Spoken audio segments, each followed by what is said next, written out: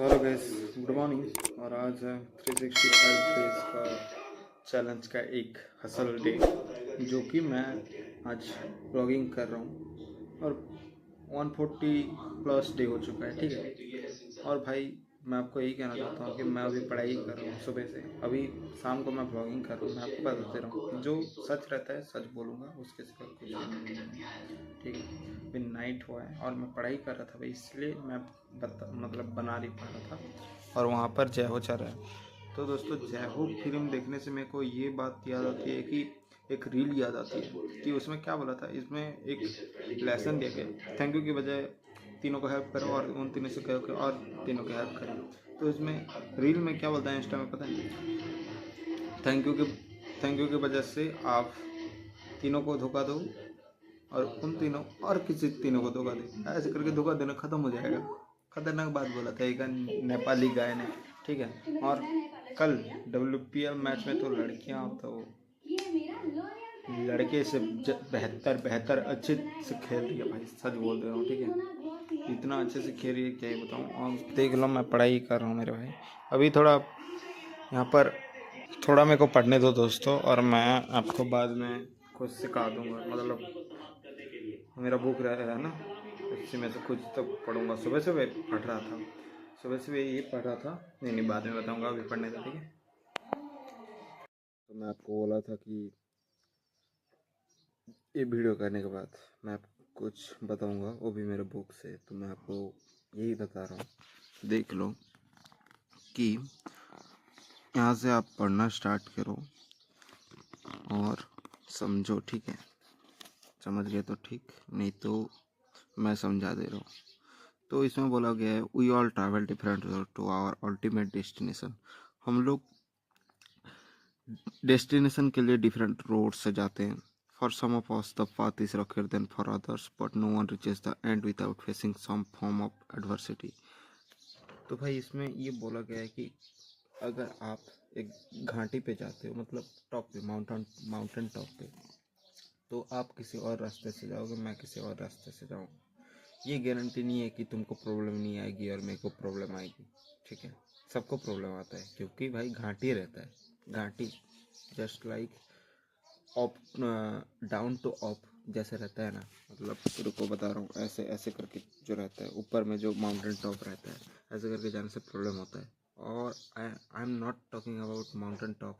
आप समझ ही रहे होगे मैं किसके बारे में बात कर रहा हूँ, ठीक है।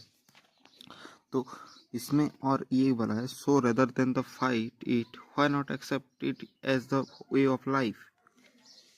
इससे फाइट करने के बजाय इसको एक्सेप्ट करना चाहिए कि ये एक लाइफ का एक पार्ट है, जो कि हर किसी व्यक्ति के जीवन में आता है, ठीक है। सबको एक रास्ता पहुंचना है, लेकिन उसमें थोड़ा कष्ट सबको आता है। अगर आपको, रुको मैं बता रहा हूँ और पढ़ने दो। Why not detach yourself from the outcomes and simply experience every circumstances that enters your life to the fullest?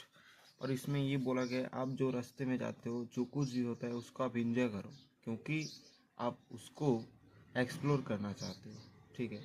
और इसमें और एक बात, एक लाइन है कि डेस्टिनेशन उतना अच्छा नहीं होता जितना तुम्हारा ट्रैवलिंग होता है, एक्सप्लोरिंग जो होता है। मतलब आप जो घूमते हो, वहाँ तक पहुँचते हो, वो जितना अच्छा होता है, डेस्टिनेशन उतना अच्छा नहीं होता।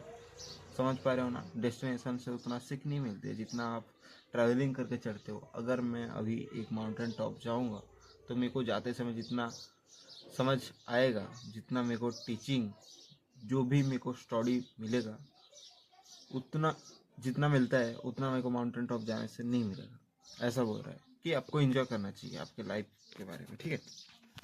और एक बात कि feel the pain and savor the happiness if you have never visited the valley. Feel the pain and savor the happiness if you have never visited the valley. The view from the mountain top is not as breathtaking. Remember, there are no real failures in life, only result. There are no true tragedy, only lessons, and there really or no problems. Only opportunity waiting to be recognized as solution by the person of wisdom. तो इसमें यही बोला गया है I think कि मेरे को तो अच्छे से नहीं पढ़ा हूँ, पूरा मीनिंग टू मीनिंग तो नहीं बता सकता कि घाटी चढ़ने से ही माउंटेन टॉप अच्छा दिखती है। ठीक है, अच्छा लगता है ऊपर से दिखने से, तब तो आप घाटी चढ़ के गए हो बोल के तो आपको माउंटेन टॉप अच्छा लगता है। और ये बोला है केविन कॉस्टनर ने। केविन कॉस्टनर एक मूवी स्टार थे। तो with his word I am living A life or I found this reply to be profound rather than spending his days judging the event experience of his life as either good or bad. He adopted a neutral stance and simply decided to accept them for what they are, a natural part of the path he is on. इसमें ये बोला गया है कि वो जब shooting करते थे और कास्ट करते थे और कैमरामैन थे तो उसको एक्सेप्ट कर लेना चाहिए, वो वही बोल रहे थे। तो आपका लाइफ भी दोस्तों ऐसा ही है।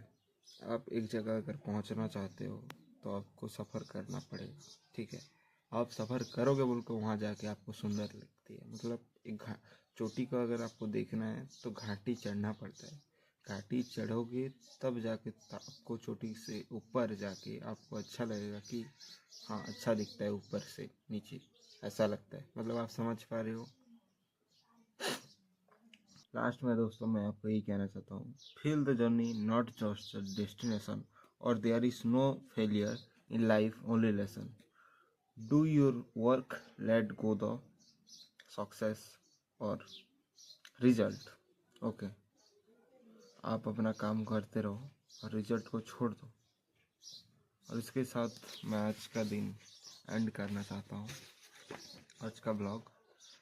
और मैं आपको जैसे ही बोला था, मैं ये बुक पढ़ता हूँ तो मेरे को हीलिंग करने के लिए थोड़ा बहुत हेल्प करती है। ठीक है, जब मैं पढ़ने का मूड नहीं होता है, कुछ काम करने का मूड नहीं होता है, तब मैं ये बहुत पढ़ लेता हूँ। ऐसे आजकल थोड़ा ज़्यादा पढ़ रहा हूँ, लेकिन मैं आपको बता नहीं रहा हूँ। ये थोड़ा अच्छा लगा था, मैं आपको बता दिया। और एक बात कि आप जल्दी लाइक और सब्सक्राइब कर दो और ऑल में डाल दो, ताकि और मेरा ब्लॉग आ सके तो आपको नोटिफिकेशन जाए और आप देख सको। और कुछ नहीं यार, ऐसा ही मेरा लाइफ। तो घर में बैठा हूँ, बस पढ़ रहा हूँ और कुछ नहीं। और कल मैच है, देखेंगे, पढ़ते पढ़ते देखेंगे। और चलो, गुड नाइट।